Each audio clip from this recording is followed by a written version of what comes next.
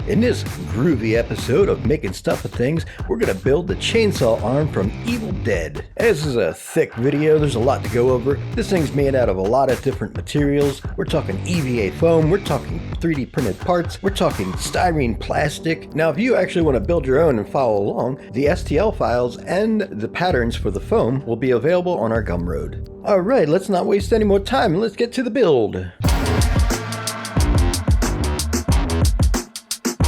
Alright, so let's start off with the patterns, more specifically the pattern for the main body. Alright, so what we're going to do is we're going to go into some kind of print preview, okay? I'm using Photoshop for this. So what you want to do is just drag it down, see that dotted line? You want to drag it down just so it's just above the bottom of the page. And then what you want to do is just hit print. Now once that prints out, we'll just go back into print preview and we'll move it up to the top, just like this. Make sure to leave a little gap there. All right, print it out. So what we're gonna do is on one sheet, we're gonna cut right down that line, and then we're gonna line it up on the other sheet. And we're gonna take some tape, and we're just gonna tape it down.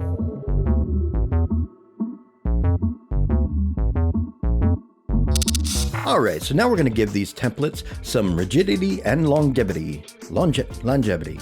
Let's make them last longer. So we're gonna put them onto some poster board. So what I'm gonna do is I'm gonna spray down the poster board and the paper with some Super 77 spray adhesive. All right, I let that sit for a little bit, let it get nice and tacky. General rule of thumb is if you put your finger down on it and it's a little tacky, but it doesn't stick to your finger, it is good to go. All right, so we're just gonna slap those patterns onto that poster board. Now I'm just gonna cut it out.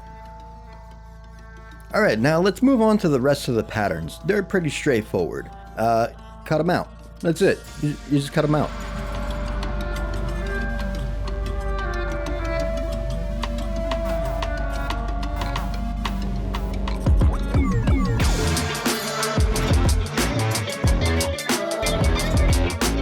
Now you'll see on the patterns we got these little black lines on the outlines. Those are registration marks. Now what you want to do is actually cut them out. I'd like to make little triangles with the X-Acto blade and they just pop right out. You want to make sure that you transfer all of the registration marks. Now this will ensure that the foam takes the shape that we actually want it to take. So these registration marks are important. All right, so now that we got them cut out, let's get to the foam stuff. The main body will be made out of floor mat foam and the rest will be cut out of 6mm foam.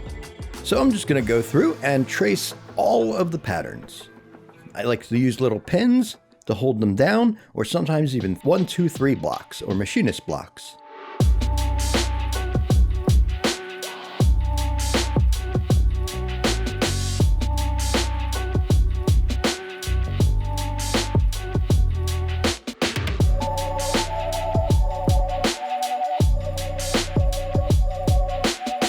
So once they're traced, I like to transfer all the information that is given on the template, such as the angle that it needs to be cut at, the name of the part, and where it connects to other parts.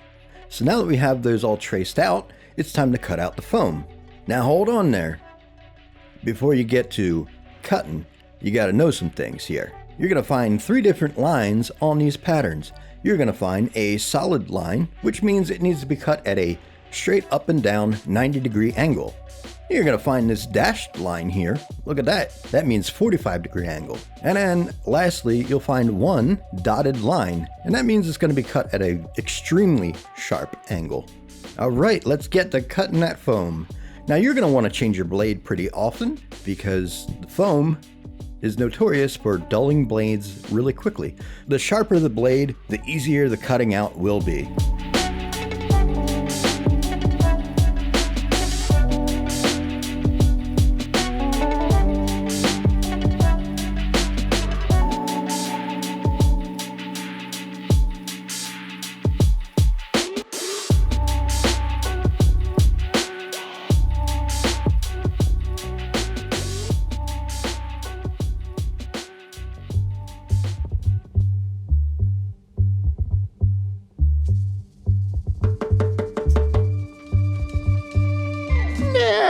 it's time to move on to the main body, which is the part that all the other parts are going to attach to. Now when I cut this out, I purposefully didn't cut at 45-degree angles like you're supposed to. Well, honestly, I just wanted to use my new disc sander. So I set it to 45 degrees and I got the sanding. Let's just say it's a lot quicker and easier to actually cut them at 45-degree angles than to go back with any kind of sanding device. Yeah, this took a long time, a lot more time than it was actually worth.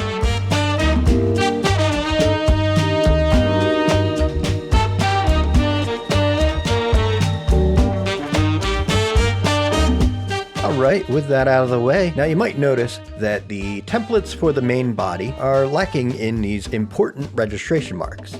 So what I'm going to do is start off by picking two random spots, one for the start and one for the end. Now I recommend picking the top and the bottom, as there's going to be another piece of foam covering both those parts. So it's good to have a seam right there. Alright, so I marked the top as the start and the bottom as the end. So what I'm going to do now is cut out a rectangle off a piece of... Let's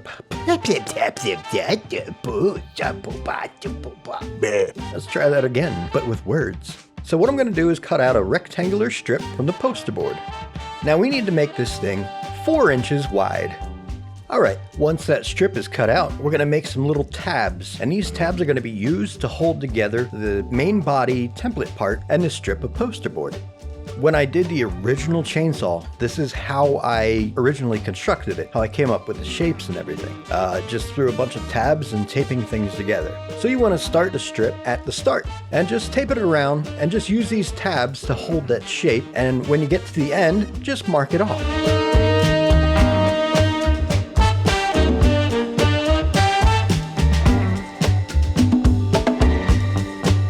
So what I'm going to do, while these two pieces are still attached, I'm going to create the registration marks now.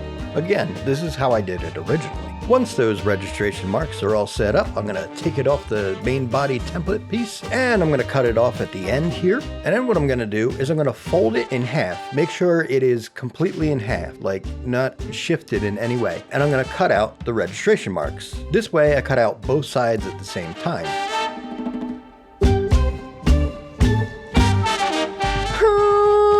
Now I'm just going to do the same for the front piece.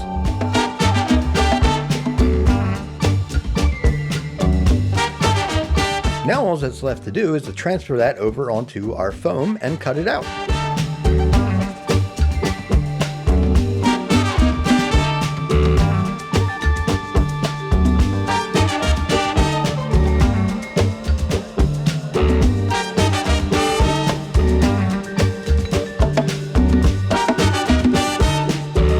And after that's done, I'm just going to glue it together.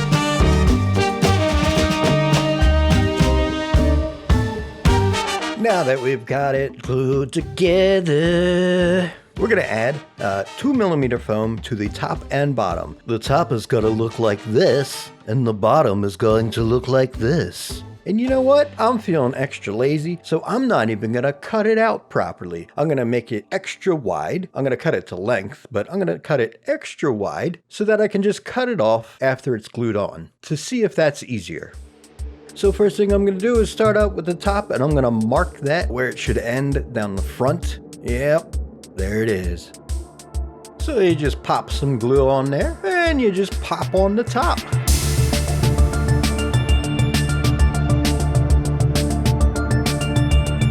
Alright, for the bottom, I decided to try it with super glue this time, because you can use super glue on foam. Yeah, but your scientists were so preoccupied with whether or not they could, they didn't stop to think if they should. Yeah, for a number of reasons, it's probably best to just stick with the contact cement. Also, we're going to be doing some shaping with our Dremel, and the super glue does not work very well with the Dremel. Alright, so once that's down, I'm going to cut it all down to size, and I'm going to use the Dremel to fix up the edges and kind of unsharpen those edges.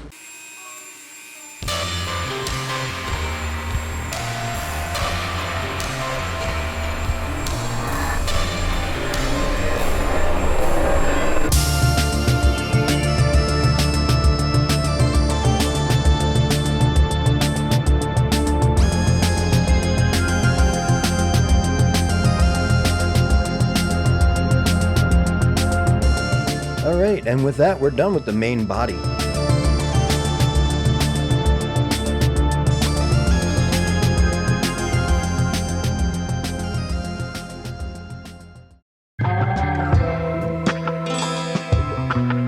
So first thing I'm going to do is fire up the old disc sander, and I'm going to get to work on cleaning up the angles for just basically all the 6mm foam stuff.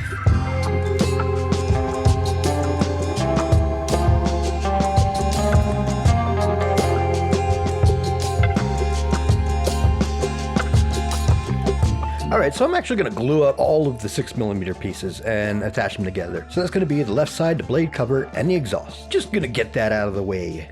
I know I didn't really talk about it on the main body section, but for the glue, I'm using contact cement. It's Barge. I actually put it into this little squeezy bottle that I got. First time using it like that. So much easier, so much cleaner, so much less stinky. All right, so you basically want to put a nice thin layer down. I like to spread it around with a brush or another piece of scrap foam, and you let that sit for about 5 minutes to let it get tacky. Now the same rule applies as with the spray adhesive, the Super 77. If it's tacky, but it doesn't stick to your finger, then it's good to go. If it sticks to your finger, give it a little more time. If it isn't tacky, oops, you waited too long, gotta do it again.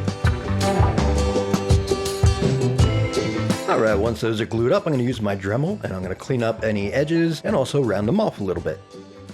Alright, so the first thing we're going to build for the left side is the side handle. Now I use this piece of insulation and I'm going to put some wire in it to give it some rigidity. So last time I used aluminum armature wire, which is it's bendable, it's pliable, but it's a little too bendyable. So I'm going to use this other wire. I don't know what it is. I know it's harder to cut through and it's less soft, so I'm going to use that. So what I'm going to do is I'm going to measure the chainsaw that I started last year. Hey look, a puffer.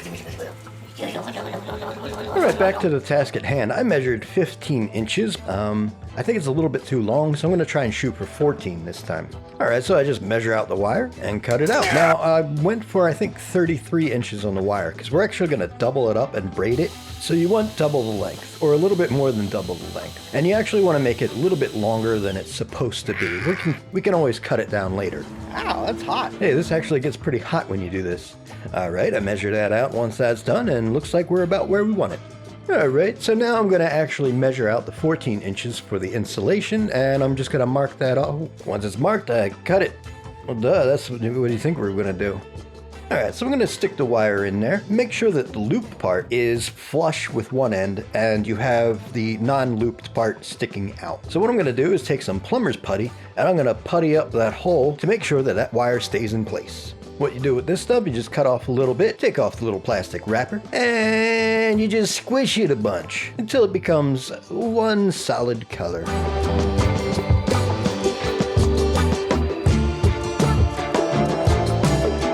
Alright, so I think this knurling stuff on the handle is just a little too much for my little sensitive fingies. So I'm going to take a heat gun and I'm going to lightly go across it and kind of shrink those in on themselves. Not all the way though. I do want to keep that texture. Just make it a little less stabby. Alright, once that's done, we're going to make the little end cap, and that goes at the beginning. Wait, no, hold on. The end. I just cut off a little scrap piece of foam. Not too big. You don't need it too big. It's not going to be that big. Don't worry about it. And I just trace around the insulation piece to get my size. Now I'm not going to cut this into a circle because cutting circles into foam is not a fun experience. This is a case where the disc sander comes perfectly equipped for this. So I set it to 90 degrees and got to shaping it. Now once you got it down to the inside of the markings that you made, we're going to round it off with the Dremel. Hey, it's going to look like this.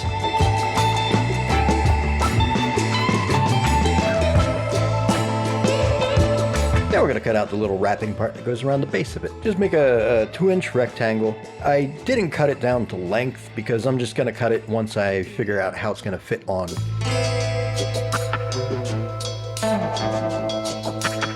Alright, so I'm going to bevel both sides of one edge. And this is going to be the outside edge. Once that's good, I'm going to test fit it, and I'm even going to mark it off with a Sharpie where it ends so I know where to put the glue.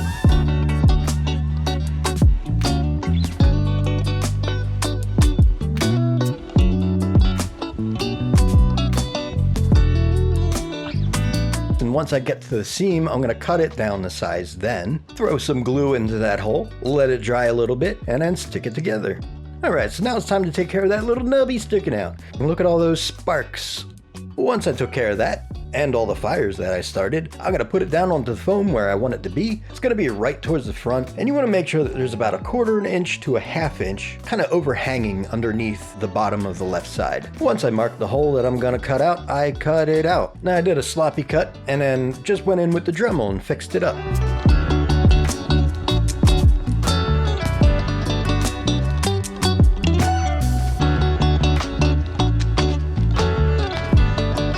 Now you might notice that there's a little gap between the front and the handle. Well, that's okay. We're just going to build that. I just roughly cut it out and shaped it with the Dremel.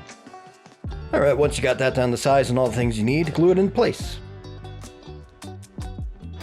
Alright, so the next thing we're going to work on is the intake. Now according to Cura, this is going to take about two days to print. Oh my god.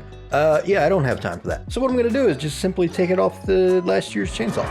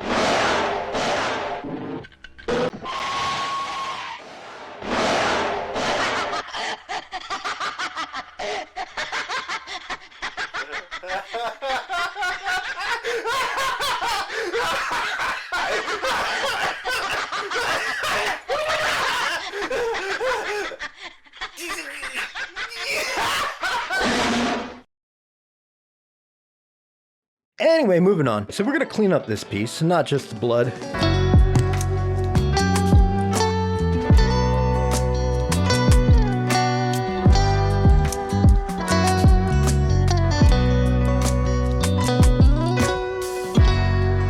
Once you let that dry, you can just sand it down and to a nice smooth finish. So for this next part, we got to cut out a hole for the intake and the foam. So I'm over in Blender to explain this. We have our intake and we have our foam. We go to a completely side angle here and we bring this down so it's flush with the foam. You'll notice that there's only a certain amount that's actually contacting the foam. We could actually just trace what is contacting the foam and then cut that out in a little half circle. And you know, we can always fix it up with the Dremel too. So you'll have part of a hole cut out. Now what happens if you bring our little friend back down, because of that hole, it will sit down a little further into the foam. What we can do now is mark off that new area that's being contacted with the foam and cut that out. And little by little, we can just bring it down and keep marking that off until we have our full hole cut out.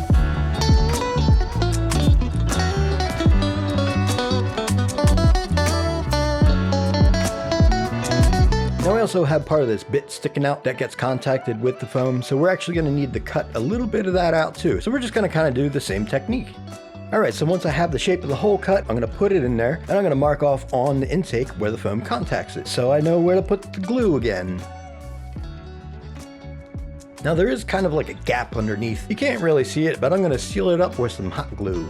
And with that, that's probably the chunkiest part of the video, the most complex part. Let's move on to the next part. And now it's time to make the blade. First things first, let's make the template for the blade. I measure out a 22-inch long line, just randomly. And I take my little compass and I draw out a circle, 4 inches in diameter. And the center point for that is going to be on that line. From there, I take my ruler and I measure out 2 inches from either side of that center line. Now hold on, chainsaw blades are not super straight. They got a little bit of a bend to them.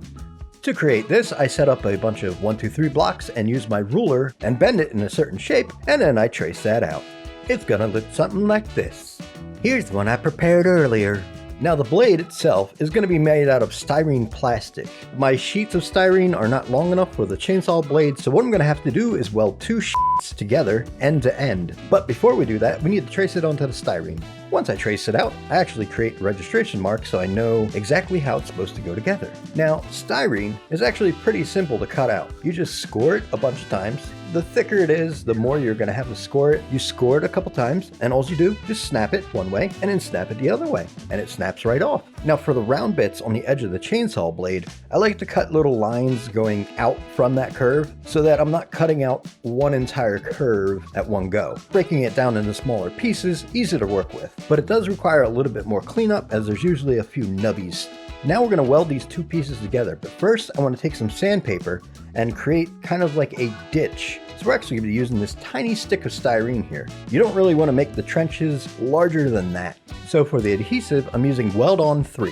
What I do is I pour it into the bottom of the Coke can that I cut out. I got that one from Adam Savage's Tested. This way you're working with a smaller amount, and this stuff actually evaporates really quickly. So what we're going to do is prep the surface with a brush. We're going to dip it into the weld on and just slide it across that seam. And we just lay down our little stick buddy. I like to take an X-Acto blade and kind of smoosh it out. What it's actually doing is melting the plastic together to create a literal weld of plastic. How long it's going to take to actually dry is going to depend on a lot of different factors. I'd give it a few hours as we're going to be cleaning it up and sanding it a lot, so we want it to be completely solid. So once we're good to go, we're going to snip it off with some flush cutters. So I take the sanding block that I made out of old plywood and 150 grit sandpaper, and I get to work on that seam, just sanding it down flat to the surface. From there, you might have some voids or, spaces where the plastic didn't quite make it. We want to clean them up with some acrylic green spot putty. While I'm waiting for it to completely dry, those little nubbies I was talking about, I'm going to file them down. Once our spot putty is dry, I use 220 grit sandpaper and sand that down to the plastic. Now this should fill all the voids. Now if it doesn't, you can always do another layer. Once that's done, I take a 320 sanding sponge and I just go over the whole surface and make it all roughed up with the paint and stuff. Now it's time to make the gooey center of the blade sandwich. For that I use 2mm foam. Now again, we're going to be needing 2 pieces of foam end to end, so I'm going to create those registration marks. Now once that's traced, I'm actually going to inset all of the edges except for the back end where it's going to attach to the chainsaw. Now I just eyeballed it, but it was probably about 1/8 to 1/4 of an inch, maybe, of a gap. So yeah, I just go around the whole edge, mark that out. Then I cut it out, and this time I'm just going to use some CA glue.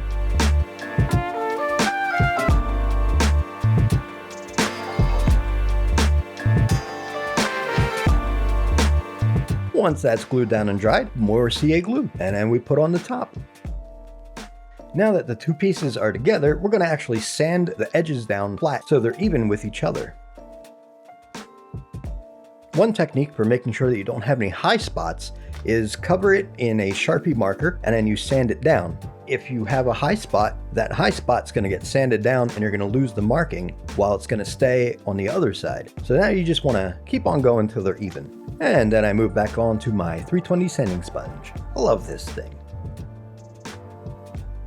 So now we got to drill out the holes for the bolts that are going to hold it to the body of the chainsaw. So I'm going to work my way up from a smaller bit to the largest bit just to keep from cracking this plastic. Unfortunately, the largest bit wasn't really on the same page as me with that one. And that's the blade. Hey everybody, so I'm feeling a little sick right now, and I'm not really feeling like recording a whole audio bit for this next section, so the show must go on, so I'm going to leave it up to my good friend, Mr. Smalls. Take it away. First, we are going to start with the arm band. Cut out a rectangle 3.5 inches tall. The length will depend on the diameter of your arm. There's a metal wrapping that we are going to cut out a 2mm foam, making it about 1/2 inch shorter than the armband. Now I'm going to mark the cutouts 1/4 of an inch across the whole thing. Cut out every other 1/4 inch until you reach the end.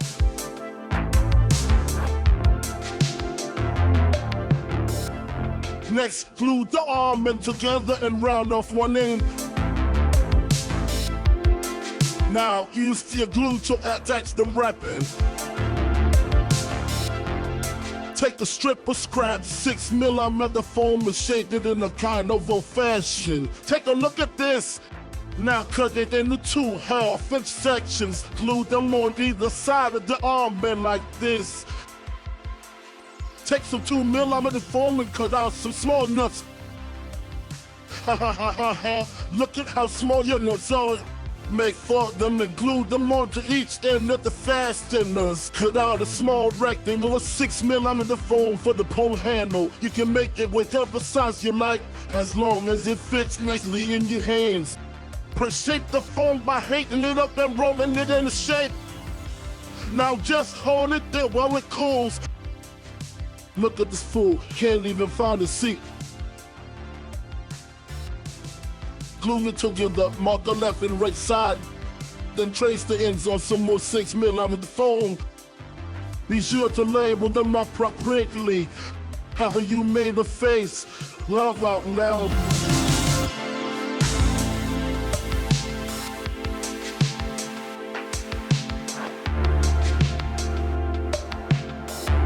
Once you glued them up, clean up the seam and make it flush with the barrel of the handle, then round off the edges a little.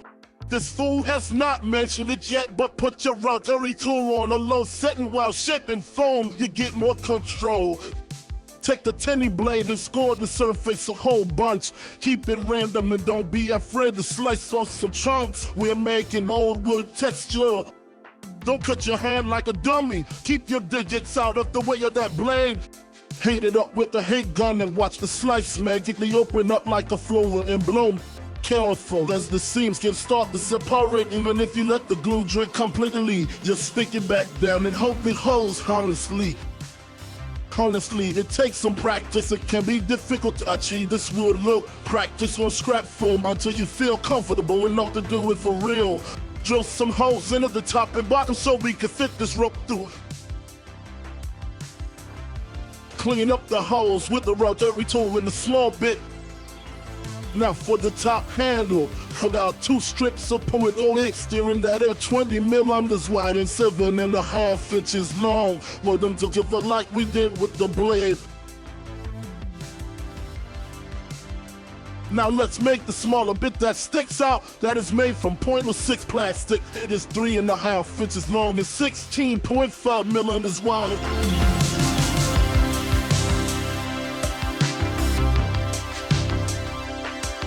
Now we are gonna make some brush metal texture in the plastic. Take some coarse sandpaper, like 180 grit. Press down hard and go in one direction down the length of the pieces. Do a few passes until you have something that feels right. Glue on the .06 plastic so that it is sticking out 2.5 inches. We are going to add some real matching screws to this part eventually. So let's drill those holes. Put them where the smaller part overlaps the main handle part. I also drill a hole at one in the handle while painting. Time to bend the plastic. Make sure it is heated up nice and good. Take some kind of flat surface object and hold it at the point you wish to bend it. I use a sanding stick. Oh, shit. Didn't I say make sure it is heated up nice and good? I'm pretty sure I did. Look dummy, now you broke it. Now you gotta fix it. I made the wooden parts of the handle from 20 millimeter foam square dowels. Cut them both to the same length and sanded them flat on the disc sander. Then sanded them down at an angle. I try to feel working the steeper angles. I settled on 35 degrees. Round off the edges with some sanding sticks. Now slice the heck out of that thing like with the pull handle. Try varying the blade length to get more randomness.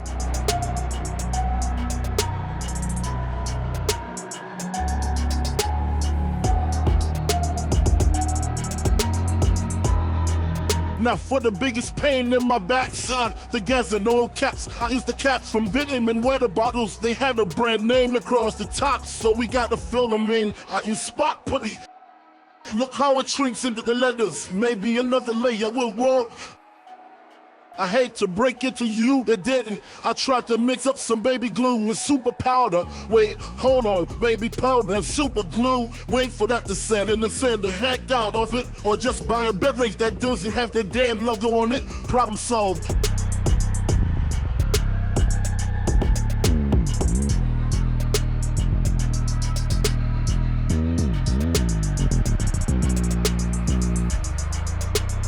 Let's move on to the exhaust piece. Print it out and clean up the layer lines and anything else that needs done doing. Use some sandable filler primer to help you out.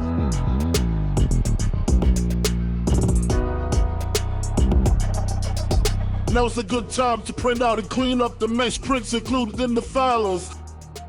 Lastly, we need to make the little metal strips that'll use to hold the armband to the main body. I cut out 3 strips from .06 plastic. They are each 2.5 inches long and 3/4 of an inch wide. I clean them up and add the brushed metal texture. Hit them up and from them into the shape you want. Hey, thanks, Biggie, for taking time out of your schedule to come out and do this thing. No problem, my friend. The pleasure was all mine.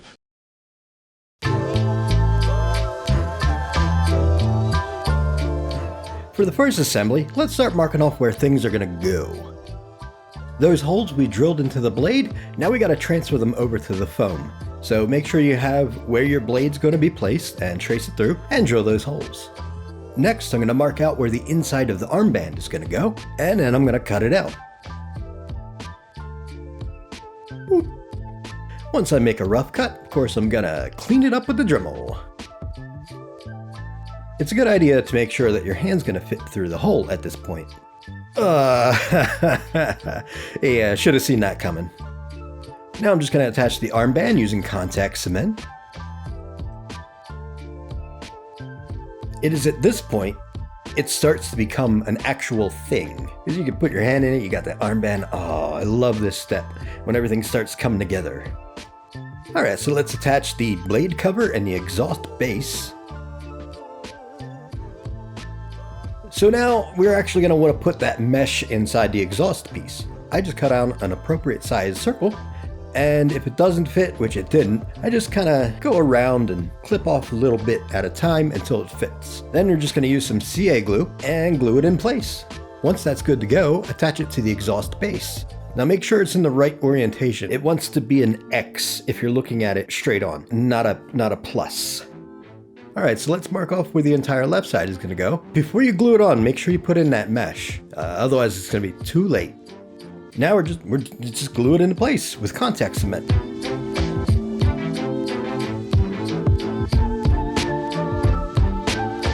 Now before we get to painting, we actually want to heat seal the entire thing. So we're just going to take a heat gun and go over it and heat it up nice and good.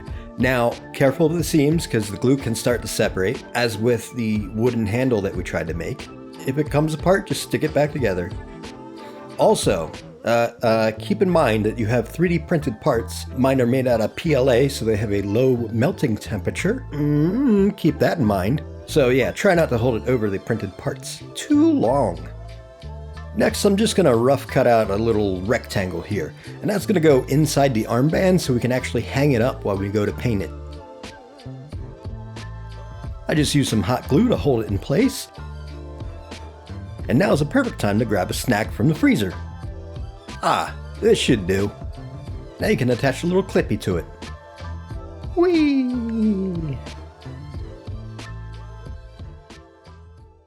Okay, full disclosure, my silicone went bad and I didn't have enough time to order more, so I'm gonna have to use this video from when I created the original chainsaw 4 years ago. Oops! So first thing I'm gonna do is wrap it in plastilina modeling clay. You can use any kind of brand, just make sure it doesn't have sulfur in it, otherwise it will inhibit the curing of the silicone. Once I have that all set up, I'm gonna create a mold box out of foam board. I like to use a hot glue gun. That usually works out the best, but make sure you seal it up nice and good because this silicone will find any way to escape. As far as the silicone goes, I use Smooth On Mold Star 20T. So when I pour it, I'm going to actually put it on the ground and pour it from a high level up, pouring a little bit at a time. This will pop any air bubbles on the way down. Now I'm going to let that cure completely. For the 20T, it takes a few hours. Once the silicone is set, you can pop those things right out of there. You might need to clean out the clay. I also like to take an X-Acto blade and kind of clean up the edges, any flashing. Now for the plastic, I'm using Smooth On Smooth Cast 300. This is pretty simple. You just mix 1 to 1 and pour it into your mold. Boom, you have your bolts.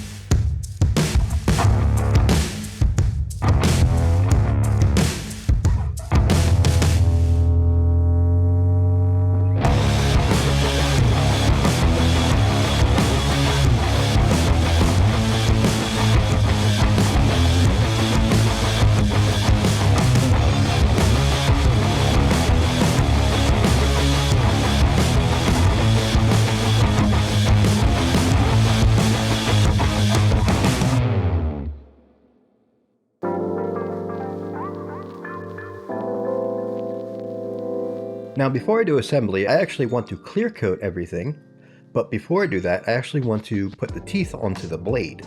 I pretty much just dripped some glue down into the groove and glued them into place. As I went along, I made sure to alternate all the teeth so that like parts were touching like parts. Now, it wasn't until I got to the end of the top when I realized something. After a quick count, I realized that I didn't have enough teeth, so now I have to print out more. Yeah, it didn't go well. An hour and 40-minute long print, and somewhere between an hour and 30 and an hour 40, one of them popped off and caused chaos on the whole print. Thank you. Yep, this build is definitely cursed. So I print them out again, do all the painting, and then finish the assembly. There's pretty much 3 different colors of teeth, so I went through, put a piece of paper down at the base of the teeth, and sprayed down one very light coat of the dark metal, just to make them a little more even. Let's start cutting down the bolts. Now, there's a couple different ways you can do this. You can do this a very delicate way, which is with an X-Acto saw. The use of this specific tool is to get very delicate, accurate cuts. Or you can go with the more chaotic, cut it with a Dremel. Which one do you think I chose? Now when cutting them down, I made sure not to go all the way to the edge of the actual bolt. I made sure to leave a little stump. I'm going to take care of this with the disc sander. Alright, so from there I'm ready to clear coat everything.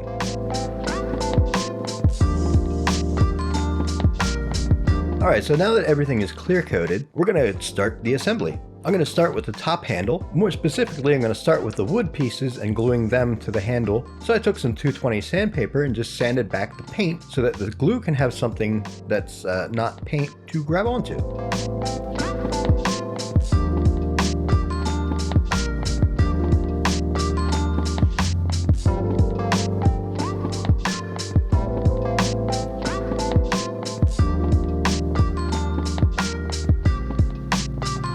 Alright, now I'm just going to tickle its feet with some sandpaper and get ready to put it on the chainsaw.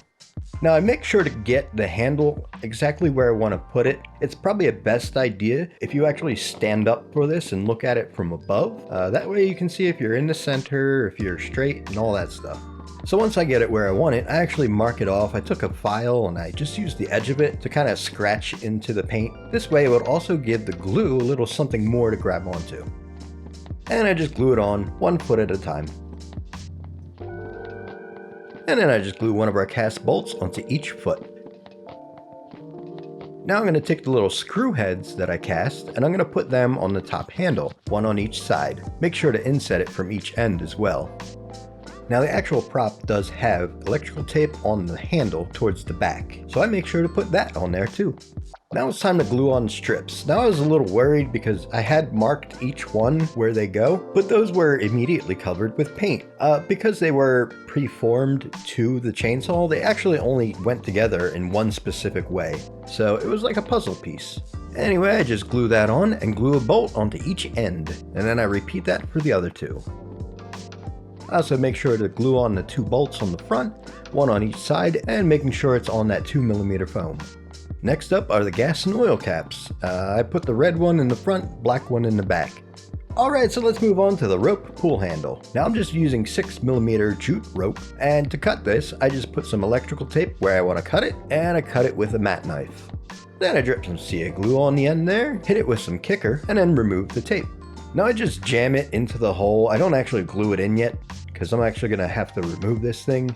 Then we just simply slide the foam pull handle onto the rope to where we want. I said simply. Simply, please.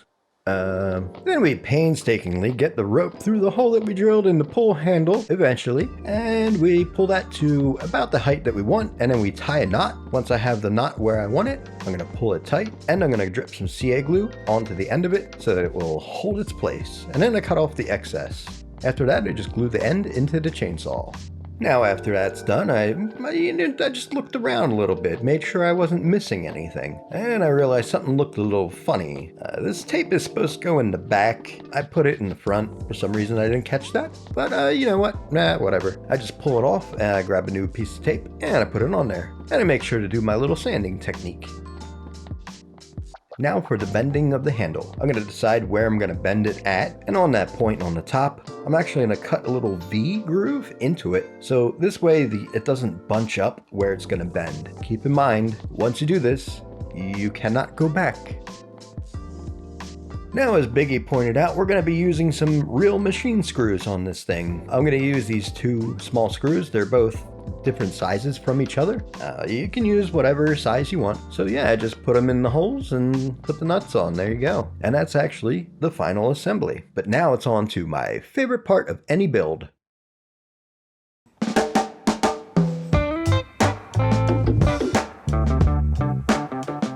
For this step, we need a few things. We need some water. I'm going to use a number 8 filbert brush and a number 2 filbert brush. We're also going to be using this Mars Black Heavy Body Liquitex. And we're also going to be using some burnt umber and raw umber. And then for rust, we're actually going to use raw sienna. And we're also going to need lots of paper towels. For the first step of weathering, we're actually going to pretty much dirty everything. So we actually want to have a good mixture of the Mars Black, the burnt umber, and the raw umber. And we're going to really water this down so it gets nice and thin. Now when you're mixing these, don't get too thorough with it. It's good to have the little variations in it. It'll make it more believable. So it's actually pretty simple. We're going to put some paint on the chainsaw. I like to work in little patches. So once that's down, we're going to let it sit for just a little tiny bit. And we're going to take some paper towels and we're just going to dab it off. So I repeat this process over and over until I get something that looks good. Now, what looks good is going to depend on one of 2 things, and that is how this is going to be used. If you want to put it up on a shelf and have people look at it in person, I would suggest maybe knocking back the weathering just a little bit, but if it's being used for camera, you actually want to overdo it, but not overdo it. So really it's about finding that balance. It's a good idea to take lots of pictures of it from different angles, different lighting and stuff like that, and just see what it looks like, and then work from there. Now the next step is I'm going to put some rub and buff on this. I put some out on a paper towel and then put a little tiny bit on my finger. And then I wipe most of that off. And then I lightly go over certain edges. Now you want to try and focus on places where the paint might scratch off in real life on the chainsaw. Obviously sharp edges, corners, just you decide where you want to put it. Once you have the rub and buff, we're going to put some more weathering paint on top of it to dull it down a little bit. Now let's move on to the blade. For this, I use a damp sponge. I just dab some paint onto it. Any excess I kind of remove on a paper towel and just start dabbing away. You sneak up on it. You don't want to put too much down at once. You want to slowly build up that dirt and grime. Using a hairdryer can actually speed up this process a whole lot. Once that's dry, you can flip it over and do the other side. Now it's time for the rust. Like I said, we're going to be using raw sienna for this. So what I do is I take my number 2 filbert brush and I kind of put a little paint underneath any overhangs and stuff like that. Then I take a clean brush and I actually pull the paint downwards to simulate the water dripping that would happen in real life. Another technique that I developed that I use rather than just pulling the paint down with a clean brush is you dab some paint onto it. Try to use a cheap brush because I kind of destroyed this thing by doing this. And you just kind of like smash at it a bunch and kind of spread the paint around. I found this gave us a nice rusty look. Now I'm going to add some rust in some random places with another sponge. Now again, I use this sparingly. Okay, so that's pretty much the weathering paints. Now we got one thing we got to worry about. I have these shiny new bolts. They're going to be used to attach the blade to the chainsaw, and they got to be turned into old looking bolts. The solution is actually really simple. I'm actually going to use this stuff called Permablue Liquid Gun Blue. So what I'm going to do is I'm going to pour some into a little cup, and I'm just going to drop the bolts nuts in there. Now make sure you're wearing gloves for this because this is icky stuff. The problem I'm running into here, those little bright shiny spots, those are air bubbles attached to the actual bolts. Anywhere those spots are, they aren't going to get the bluing. So you want to make sure to remove all of them. I used the end of a paintbrush to get this done. After just a few seconds, depending on what kind of bolts you use. I believe the ones I used were zinc, so it worked extremely fast, but you just pull them out, you wipe them down with a paper towel, boom, you've got old bolts. Now there's still one detail we got to make here, and that's the grip that's going to go inside of the chainsaw so that we can actually hold on to something to keep this thing on our arm. For that, I just grabbed my floor mat foam and I pretty much just cut something out that's going to fit in my hand.